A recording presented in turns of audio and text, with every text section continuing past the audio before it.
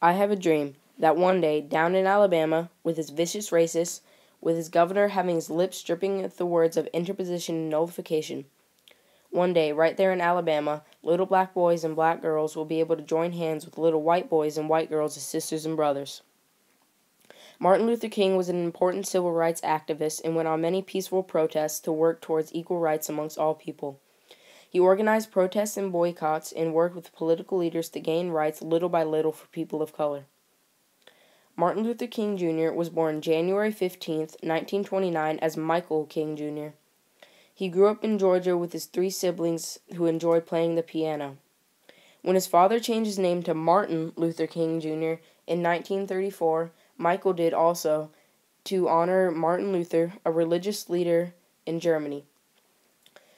Martin attended Morehouse College and became a minister. He married Coretta Scott and had 4 children. Before Martin Luther King's efforts to end segregation amongst people with color, they were treated very poorly. Jim Crow laws made it so people of color were segregated from whites.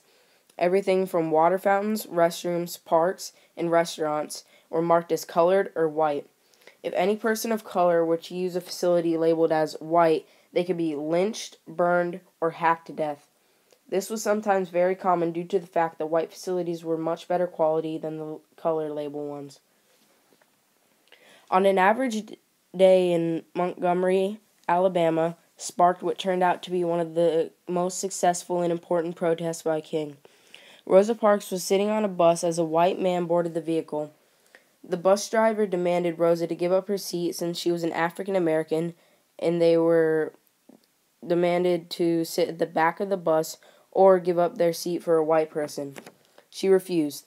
Rosa Parks was imprisoned, and her case lit a fire in Martin Luther King and his fellow advocates, and a boycott to protest was organized. Rosa Parks was the face of the protest, and since she was very well known around the area, she was able to get African Americans of the community to support it.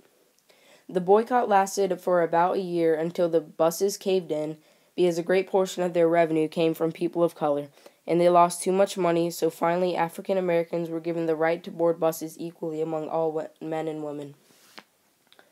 After the success in Montgomery, Martin and his advocates were becoming more successful in the act of unsegregating areas and participating in protests that regained their rights to be equal in cafes, restaurants, and businesses.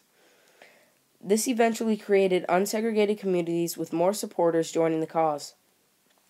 Martin was able to persuade many churchgoers to participate in protests. After his protests in Birmingham, Alabama, he was jailed 30 times. Birmingham was most likely his most impactful imprisonment. On the 16th of April in 1963, Martin decided to compose a letter from his jail cell. It mainly addressed his white fellow religious leaders that discouraged his protests that jailed him. Using numerous biblical verses, he also tried to reach his large audience of churchgoers to show how unjust the trials of the protesters were in the southern courts. In the letter, he refers to this town as being the most thoroughly segregated town in all of America. From this letter, in 1965, he was able to inspire many protesters to organize sit-ins. The day was August 28th of 1963, a day no man or woman shall ever forget. This was the day Martin Luther King Jr. delivered his I Have a Dream speech to thousands of people on the steps of the Lincoln Memorial. This monumental speech addressed Martin Luther King's feeling about the seemingly never-dying segregation in the United States. He explained that 100 years before Abe Lincoln fought to free slaves from their chains, that the colored man was still not free. King said that America was sadly crippled by the manacles of segregation and the chains of discrimination. He spoke about his dream of an equal country where everyone was free. He said that Georgia and Mississippi were sweltering in the hat of justice, and hoped they would be transformed into an oasis of freedom and justice. He felt that no man should be judged on his skin but on his character, and if that happened, America would be truly the land of the free. While the I Have a Dream speech is probably the most memorable thing that Martin Luther King did, the most important was probably his work with the Civil Rights Act of 1964. He worked with President Kennedy on the bill, and then worked with President Johnson after Kennedy was assassinated. The Civil Rights Act outlawed discrimination and unfair voting requirements. It was a huge victory in the civil rights movement. Standing on his balcony in a motel in Memphis, Tennessee on April 4th, 1968, the unthinkable happened. A gunshot roared from James Earl Ray's gun that left Martin Luther King rushing to the hospital, and he was pronounced dead. Ray was sentenced to 99 years in prison, and he died at the age of 70.